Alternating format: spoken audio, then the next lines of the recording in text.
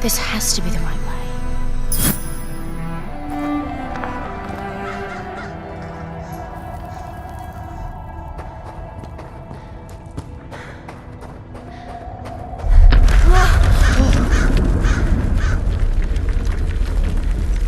Before we continue, let's stop a moment and take a look at some of the key features of this demo.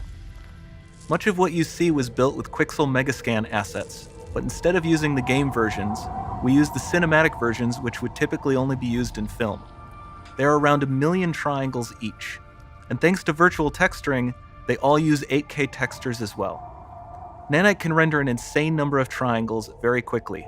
There are over 1 billion triangles of source geometry in each frame that Nanite crunches down losslessly to around 20 million drawn triangles. What does that many triangles look like? This isn't noise. These are the triangles, each a different color. Most are so small that they look like noise. Nanite achieves detail down to the pixel, which means triangles are often the size of pixels. This amount of geometric detail requires shadows to be pixel accurate as well, and Nanite can do that too.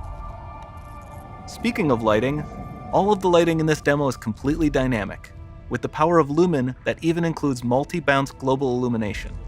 No light maps, no baking here. Without GI, all of that beautiful lighting is gone. With Lumen enabled, we can move the light and the bounce changes instantly. Okay, let's keep going.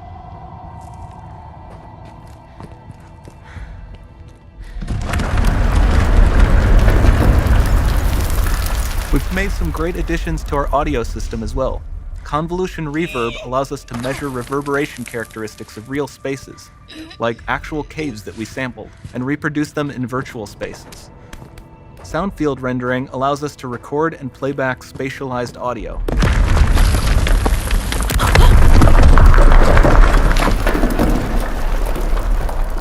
All of this adds up to a more immersive experience.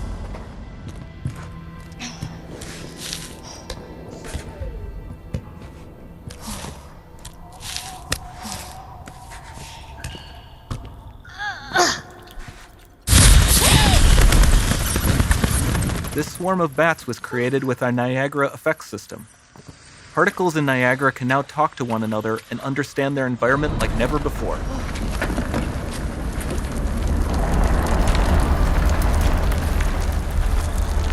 We've also added a ton of new functionality to run fluid simulations like you see in the water below.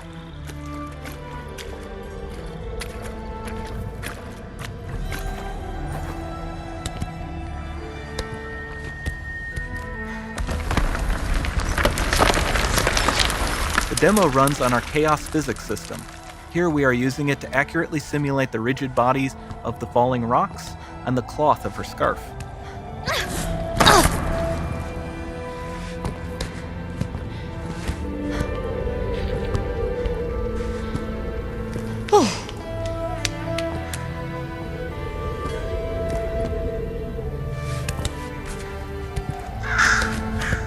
Now that the environment is so complex, we've needed to greatly improve our animation systems to adapt.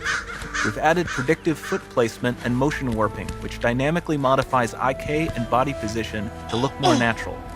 For the character to more realistically interact with the environment, we've added the ability to trigger seamless contextual animation events, like her hand on the door. Looks promising.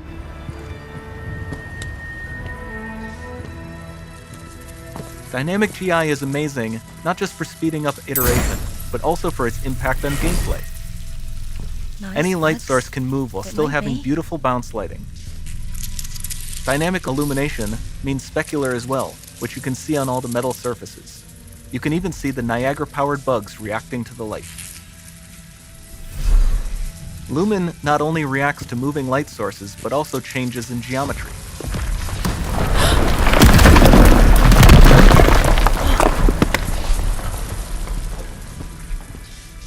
Remember we mentioned high poly assets?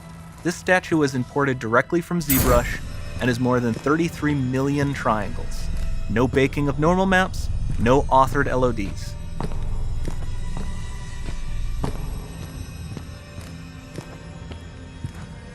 And we can do more than a single statue. There are nearly 500 of that exact statue at the same detail level placed in this room for a total of over 16 billion triangles from statues alone. Over this entire demo, there are hundreds of billions of triangles.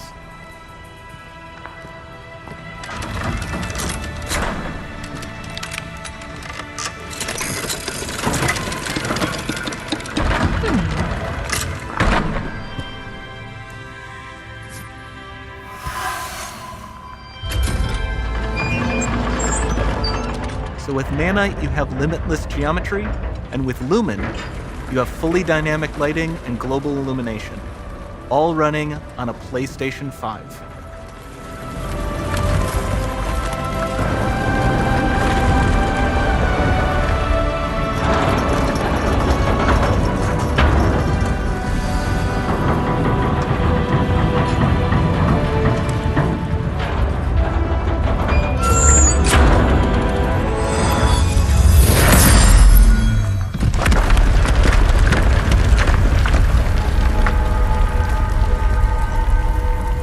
There's not much time left. And this doesn't need to be constrained to small rooms. It can stretch all the way to the horizon. The portal, it's open. Don't fail me now.